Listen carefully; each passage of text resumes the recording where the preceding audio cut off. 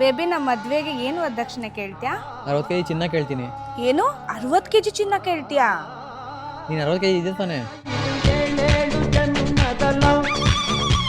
ನೋಡು ಲವರ್ಸ್ ಅಂದ್ರೆ ಹಂಗಿರ್ಬೇಕು. The next day ಏನೋ ಮಾಡ್ದೆ ನನ್ನ ಚೇನು? ನೋಡು ಲವರ್ಸ್ ಅಂದ್ರೆ ಹೆಂಗಿರ್ಬೇಕಂದಲ್ಲ ನೋಡಿ ಇವಾಗ.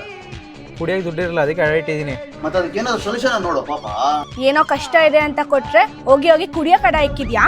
ಇರಮ್ಮ ನಿಮ್ಗೆ ಅಡ ಇಟ್ಟಿರೋ ಚೈನ್ ಬೇಕು ತಾನೆ? ಈ ತರ ಪ್ರಾಬ್ಲಮ್ ನ ಫೇಸ್ ಮಾಡೋ ಪ್ರತಿಯೊಬ್ರು ಹಿಂದೂಸ್ತಾನ್ ಗೋಲ್ಡ್ ಕಂಪನಿಗೆ ವಿಸಿಟ್ ಮಾಡಿ. ಮೋಸ ಇಲ್ಲ, ಮಧ್ಯವರ್ತಿಗಳಿಲ್ಲ, ನೇರ ವ್ಯವಹಾರ. ಅದೇ ಹಿಂದೂಸ್ತಾನ್ ಗೋಲ್ಡ್ ಕಂಪನಿ.